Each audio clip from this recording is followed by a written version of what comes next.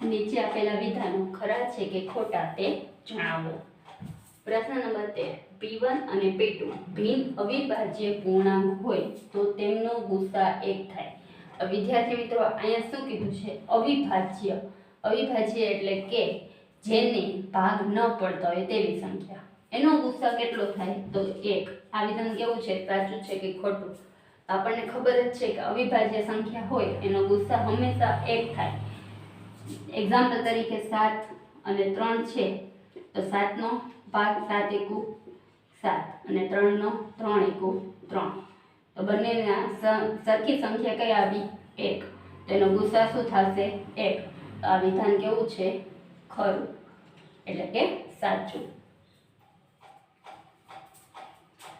પ્રશ્ન 14. જો આલ્ફા અને બીટા બહુપદી p of x બરાબર 6x² - 7x - 3 શૂન્ય હોય તો 1/α પ્લસ 1/β બરાબર -7/3 થાય.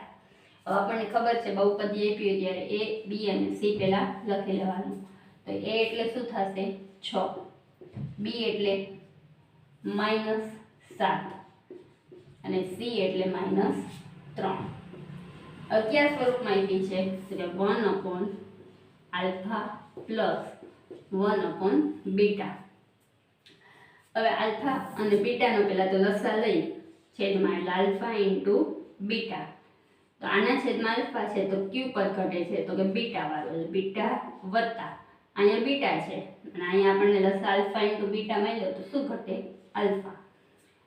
હવે આવી રીતે પણ લખી શકાય આલ્ફા પ્લસ બીટા. પદને આગળ આડાવડા એટલે કે ચેન્જ કરી શકાય. હવે આલ્ફા પ્લસ બીટા અને આલ્ફા ઇન્ટુ બીટા આ બંને સૂત્ર આપણને ખબર છે. આ સૂત્ર સરવાળા માટેનું છે અને આ ગુણાકાર માટેનું છે. તો સૂત્ર લખવાનું -d/a એટલે કે આલ્ફા પ્લસ બીટા નું સૂત્ર અને આલ્ફા ઇન્ટુ બીટા એટલે ગુણાકાર માટેનું c/a.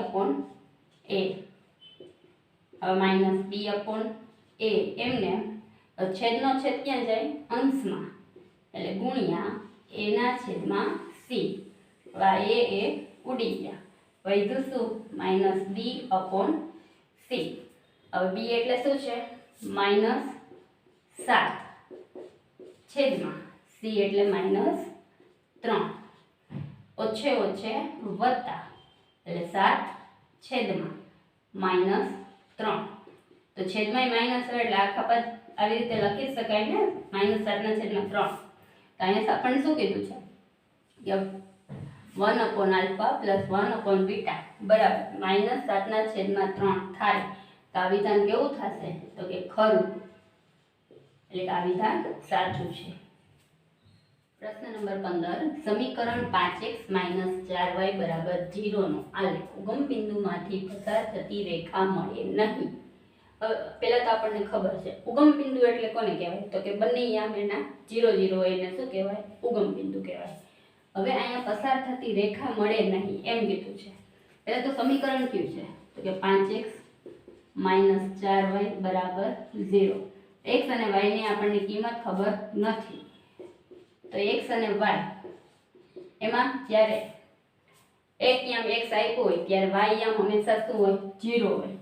એટલે કે અહીંયા x અને y ની જગ્યાએ આપણે 0 મૂકી દઈએ. પહેલા તો 5x બરાબર 4y કરતા કર્યું 5x ને, એટલે કે આ માઈનસ હતું તો આ બાજુ ગયું તો પ્લસ થયું.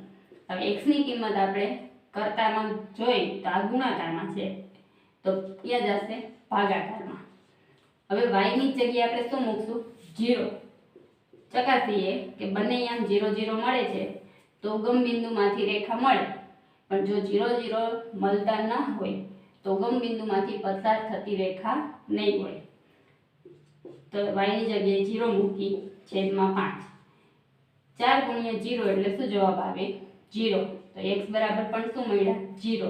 કારણ તો y યામ આપણે 0 લીધો તો x યામ પણ શું મળ્યો? 0 0.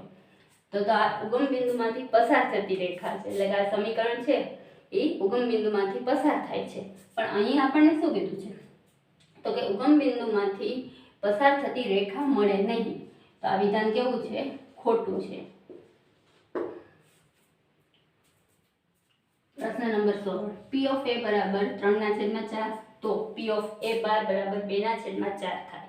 હવે તમને આમાં એમ કહેવા માંગુ છે કે જો પી ઓફ એ બરાબર 3/4 હોય તો પી ઓફ એ બાર બરાબર 2/4 થાય. હવે આપણને ખબર છે કે પૂરક ઘટના માટેનું સૂત્ર છે. શું સૂત્ર છે?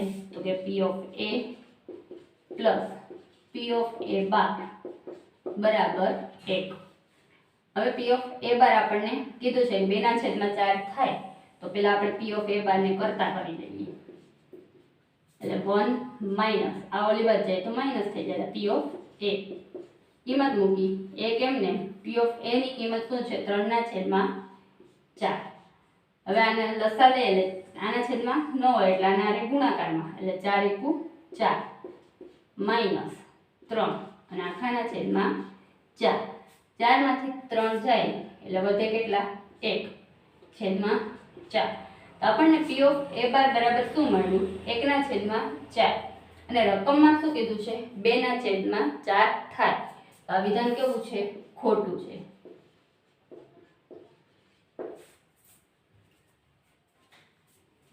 પ્રશ્નના એક વાક્યમાં ઉત્તર લખો. પ્રશ્ન નંબર 17 1 1 1 2 2 2 3 3 3 એ સમાંતર શ્રેણી છે કે નહીં તે જણાવો. હવે સમાંતર શ્રેણી તો આપણે શોધવી હોય તો બધા વચ્ચેનો તફાવત કેવો થવો જોઈએ? સરખો થવો જોઈએ.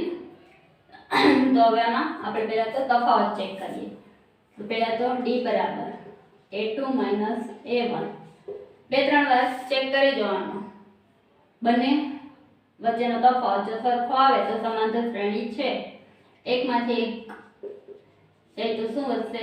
0. આ a1 કહેવાય, a2 a3 a4 a5 એવી રીતે d બરાબર હવે a3 - a2 એટલે a3 એટલે 1 - 1 બરાબર 0. ફરી પાછું એકવાર આપણે ચેક કરી જોઈએ.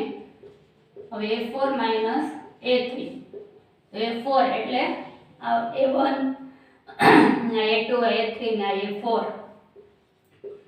તો કેટલા આવ્યા? 1.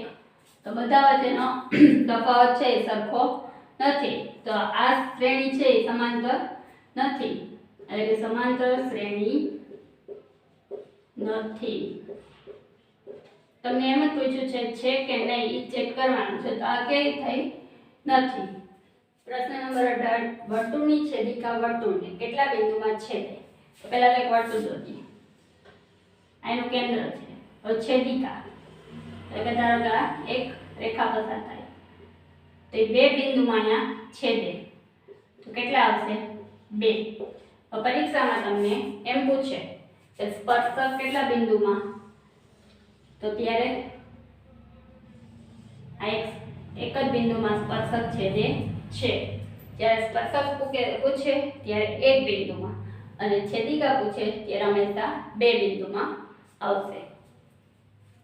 પ્રશ્ન નંબર 19 અંગ્રેજી મૂળાક્ષરોમાંથી એક મૂળાક્ષર સ્વર પસંદ થવાની સંભાવના શોધો. ટોટલ તમારે કેટલા મૂળાક્ષર છે? તો કે 26. એમાંથી સ્વર કેટલા છે? 5. બાકીના વ્યંજન કેટલા છે?